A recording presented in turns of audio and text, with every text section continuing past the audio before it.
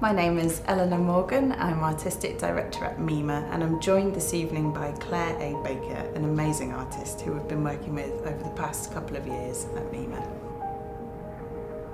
Claire A. Baker is an artist specialising in textiles and embroidery. She's a doctoral researcher at Northumbria University, and her work really looks at the stories and conditions of place, memory, displacement and loss, often looking at how narratives or memories are lost and remembered through objects. Claire is really has a deep connection with people, and she's really interested in their everyday lives and lived experiences. And she's based her research in the Chernobyl exclusion zone in the Ukraine, building relationships with elders there and collecting materials and working with particularly older women. Her solo exhibition, The Red Thread, at MIMA, brings together some of that work with elders in the zone.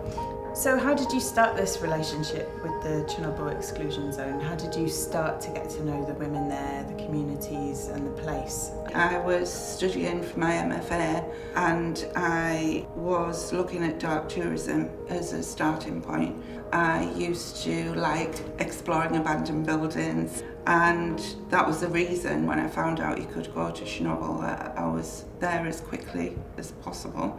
And once I was there, I discovered that this place has so many positives. The people who work there still, there's people who live there still. Its beauty and melancholy was just so captivating and atmospheric. I felt the need to produce something physical that visualised my attachment, as it were, to these women and our relationship, because I think it's the relationship that's become the most important thing in my whole body of research. It's about how important and how special that is and how it feels to me. So it's very emotional, and it was at the beginning of the first lockdown when I really felt that, because I was planning another trip to Ukraine to visit the women, and the travel restrictions meant that I couldn't go, and I was absolutely devastated and heartbroken. And this work is what has come out of that period of time when I couldn't physically be with them. The red thread is a connector in terms of the Babushkas who I work with in Chernobyl, their religious heritage and traditions, their everyday. And with this body of work, I wanted to visualise the strength of my feelings towards these women. So you started then to connect with people through local histories of textile production, local vernacular traditions of making. What was that process of discovering those fragments or those connections? So after my first visit, I felt like I needed to return, and I started to meet these self-settlers, individuals living in abandoned villages, and it really spoke to me somehow, and I felt an instant connection with some of these people that I wasn't expecting. I was fascinated with their stories and their lives, their pull of home, why they returned, how they find their life now. I wanted to get to know more of these people, and in a deeper way. They all have strong histories and traditions of working with textiles and doing embroidery. It was a shared interest that we had. A lot of what's left in the exclusion zone is these embroideries, as well as the pieces that the Babushkas are taking care of. But they're worried about what's going to happen to that work when they've gone. So my work kind of is encompassing what they want for their legacy. With our shared interest in embroidery, I would ask them about their work, and they would bring out these big piles of just beautifully stitched cloths and be happy to talk about it, and they were quite surprised that anybody was interested in it, and that was a connector. But then I took some work that I designed for them to stitch with me, and I just wanted to see what would happen if they started to stitch again, because most of them hadn't stitched for a very long time at this point.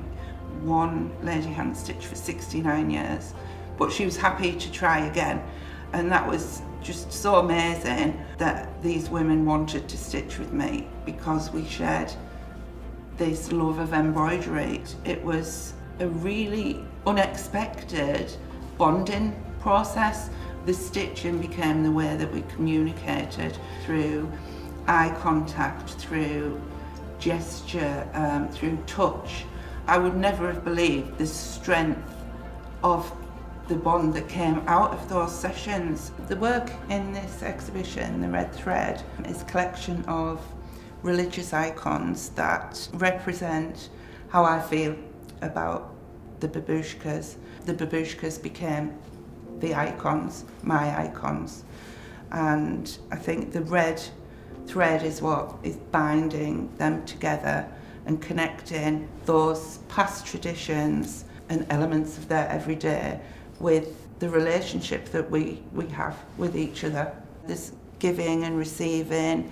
I'll take something with me. For example, the stitch portrait in the exhibition, The Red Thread. The things that we exchange, it's not only physical things, it's friendship, it's embroidery practice, and the work that I'm doing most recently with them is some co-design using embroidery motifs from their region. So it's a mixture of motifs from all of these women's works, and we did some hand-rendered collage, so cutting and sticking together to produce layouts for a scarf in a square shape, which is very much part of their culture. We would talk about the motifs and they would tell me stories related to those motifs and why this shouldn't be on an embroidery and why this one would be. And I think these pieces became a discussion. So I've taken the collage pieces and digitalised them and made printed designs from that. And I'm really excited to take those back and say, this is your scarf, what do you think? And they'll probably go, it's the wrong colour, or whatever, But I tried to keep it as authentic to their vision as possible. It strikes me, Claire, that you're holding quite a lot of responsibility for the legacy of some of these traditions and stories. So where do you see that going? How do you think you'll take care of that into the future? I do feel a huge responsibility to these women who have given me custody, really, of some of their stories, their artefacts, these experiences that we've had. I'm in a very exceptional position, really, and I intend to continue some contacts in Ukraine in terms of housing physical artefacts in an archive, but also putting together a digital archive. And through the work that I'm making with these women and about these women, their legacy is extended through those pieces as well.